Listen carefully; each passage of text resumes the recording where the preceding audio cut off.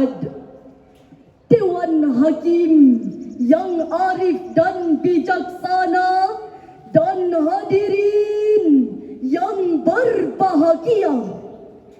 94 tahun sudah para pemuda Indonesia mengikrarkan sumpah untuk berbangsa, berbahasa dan bertanah air satu, yaitu Indonesia.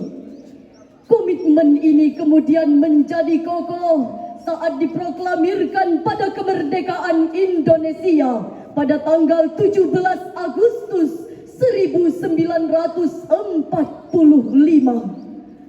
Namun hadirin, negeri yang kita pijak saat ini 180 derajat berbanding terbalik dari sumpah yang telah diikrarkan.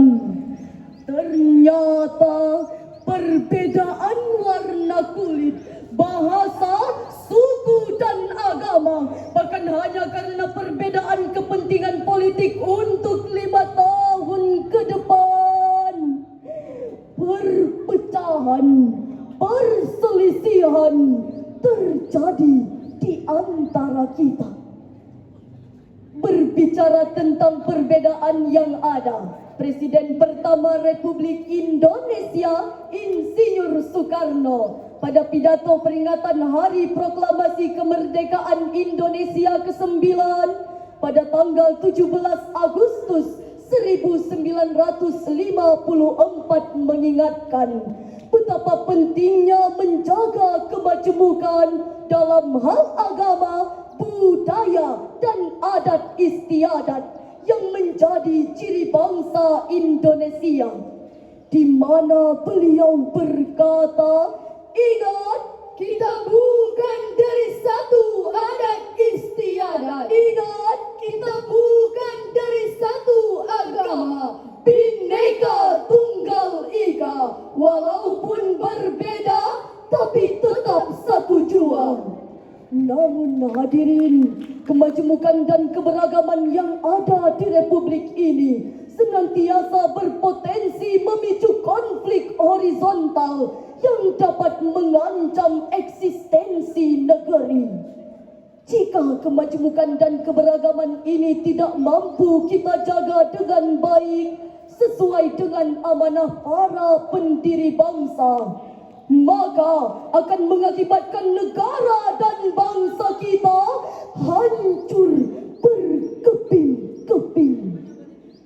Oleh karena itu, izinkan kami untuk menyampaikan sebuah syarahan yang berjudul Merekat Ulang Persatuan dan Kesatuan Bangsa dengan landasan normatif kitab suci Al-Quran, Surah Al-Hujurat ayat 13.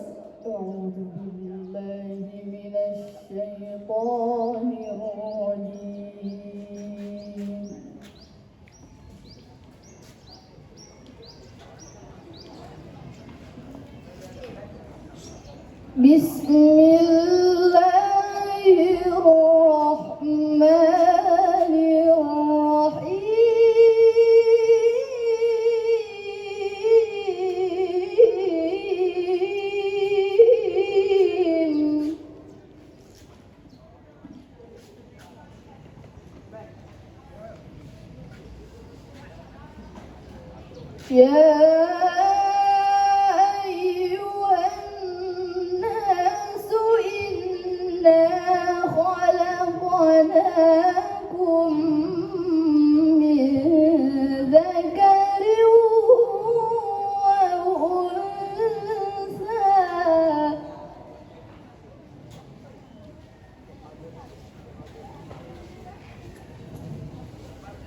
وأنثى وجعلناكم شعوبا وقبائل لتعارفوا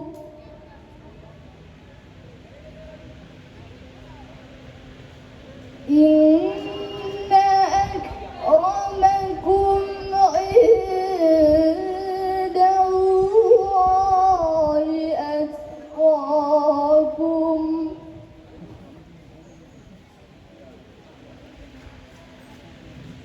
innahu alimun khabir.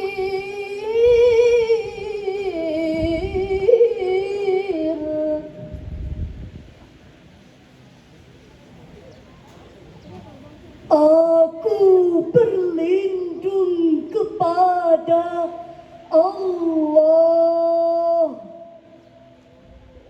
dari godaan syaitan yang terkutuk dengan menyebut nama Allah yang Maha Pengasih, melimpah kasih, Maha Penyayang. Wahai manusia, sesungguhnya kami telah menciptakan kamu dari seorang laki-laki dan seorang perempuan, dan kami jadikan kamu berbangsa-bangsa dan bersuku-suku agar kamu saling mengenal.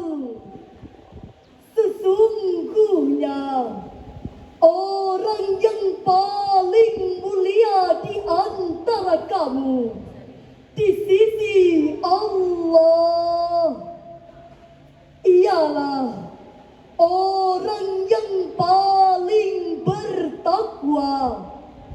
Sesungguhnya Allah Maha mengetahui lagi Maha teliti. Dewan Hakim dan hadirin yang kami muliakan, ayat yang baru saja kita dengar bersama terdapat kata syu'uban yang artinya berbangsa-bangsa dan waqabaila yang artinya bersuku-suku. Menurut Imam Ibnu Katsir dalam tafsirnya Al-Quranul Azim jilid 7 halaman 385 bahwa Allah telah menciptakan manusia dari seorang laki-laki dan seorang perempuan. Kemudian hadirin, Allah jadikan mereka berbangsa-bangsa dan bersuku-suku, lalu saling mengenal, sehingga semua umat di mata Allah adalah sama dan tidak ada yang memiliki kelebihan apapun kecuali tingkat ketakwaannya kepada Allah. Hadirin yang berbahagia, sejumlah potret perselisihan masih terjadi di negeri yang kita cintai ini. Salah satunya hadirin, kekerasan atas nama agama yang terjadi di Surakarta pada Sabtu 8 Agustus 2020 yang lalu. Sekelompok orang melakukan penyerangan terhadap keluarga Umar Assegaf yang sedang menggelar acara doa bersama yang menyebabkan sejumlah orang mengalami luka-luka. Pihak Komnas HAM mengecam keras tindakan tersebut yang merupakan kekerasan atas nama agama. Begitu juga pada tanggal 27 November 2020 yang lalu, militan Islamis menyerang desa Lemban Tongoa, sebuah desa dengan mayoritas penduduknya beragama Kristen di Sulawesi Tengah. Mereka membunuh tetua desa, menewaskan 3 petani Kristen lainnya. Bahkan yang lebih memilukan lagi hadirin, para pelaku penyerangan telah membakar gereja Bala Keselamatan dan 6 rumah warga setempat. Potret tersebut hadirin sungguh sangat menyayat hati karena terjadi di negeri yang penuh dengan keberagaman ini. Di manakah kemajemukan yang kita dengungkan? Kemanakah kerukunan yang kita dambakan? Harusnya segala perbedaan yang ada kita rajut bersama dalam bingkai Bhinneka Tunggal Ika. Sebuah senandung mengingatkan kita. Indonesia bangsa bineka, dari Aceh sampai Papua, banyak suku adat budaya.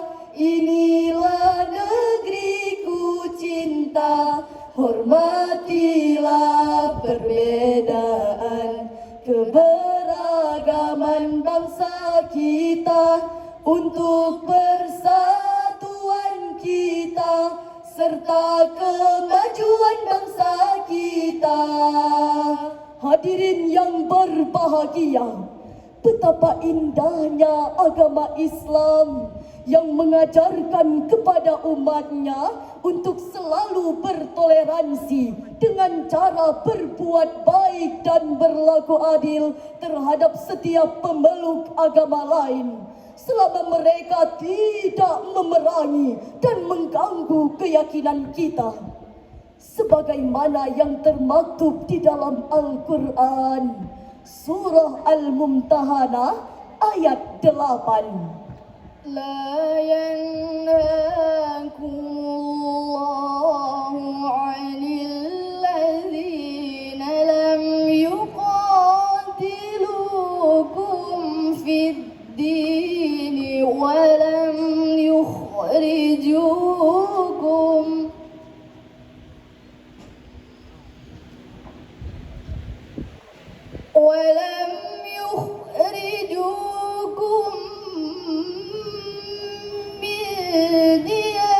دياركم أن تبروهم وتقسطوا إليهم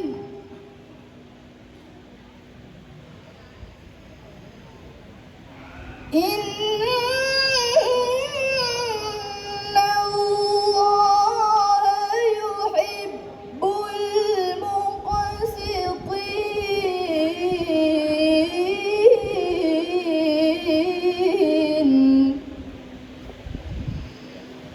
إن الله يحب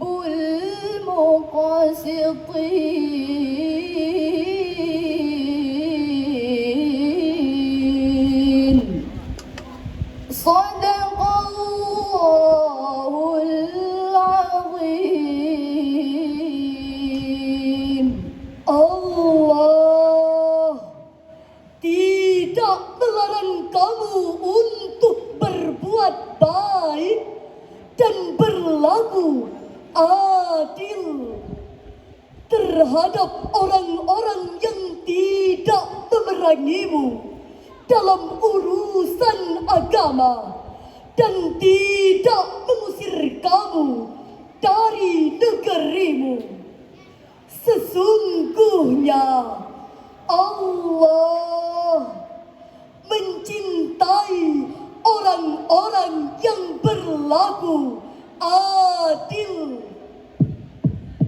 Maha benar Allah yang Maha Agung atas segala firman-Nya. Dewan Hakim dan hadirin pecinta Syarhil Quran, Sayyid Qutb berkomentar ketika menafsirkan ayat tadi sebagaimana yang dinukilkan oleh Profesor Dr. Muhammad Quraish Shihab dalam tafsirnya Al-Misbah volume 13 halaman 399 menjelaskan bahwa Islam adalah agama yang damai dan sama sekali tidak mengajarkan permusuhan. Ayat 8 surah Al-Mumtahanah ini menjelaskan kepada kita sikap seorang muslim Muslim terhadap setiap pemeluk agama lain dalam hubungan sosial kemasyarakatan, bahwa setiap Muslim harus berbuat baik dan berlaku adil selama mereka tidak memerangi dan mengusir umat Islam dari negerinya. Dewan Hakim dan hadirin yang berbahagia, dari syarahan yang telah kami sampaikan, dapatlah kita ambil kesimpulan. Pertama, Allah Subhanahu wa Ta'ala telah menakdirkan bangsa Indonesia sebagai bangsa yang majmuk dan beragam dalam hal agama, budaya, dan adat istiadat. Sikap saling menghargai dalam setiap perbedaan tersebut, hadirin, merupakan landasan dalam menjaga, merawat, dan memperkuat kerukunan bangsa. Kedua, mari kita jadikan semangat persatuan dan kesatuan ini sebagai semboyan perekat bangsa agar terjaga dari intoleransi, perpecahan, perselisihan, fanatisme buta yang dapat meluluhlantarkan nilai-nilai persatuan dan kesatuan bangsa. Ketiga, mari kita tanamkan bersama jiwa Bhinneka Tunggal Ika. Kita bumikan di seluruh pelosok bangsa. Bila hal ini terwujud, maka kita akan hidup di dalam baldatun thayyibatun wa rabbun ghafur. Hanya ini yang dapat kami sampaikan. Kami akhiri dengan sebuah pantun. Kuah belangong ngan sirebo, pajuh bak jambo ngan engkut payah. Dalam nang grobek pegit gaduh, supaya hudip aman sentosa. Wallahul muwaffiq ila aqwamit thariq. Wassalamu alaikum warahmatullahi wabarakatuh.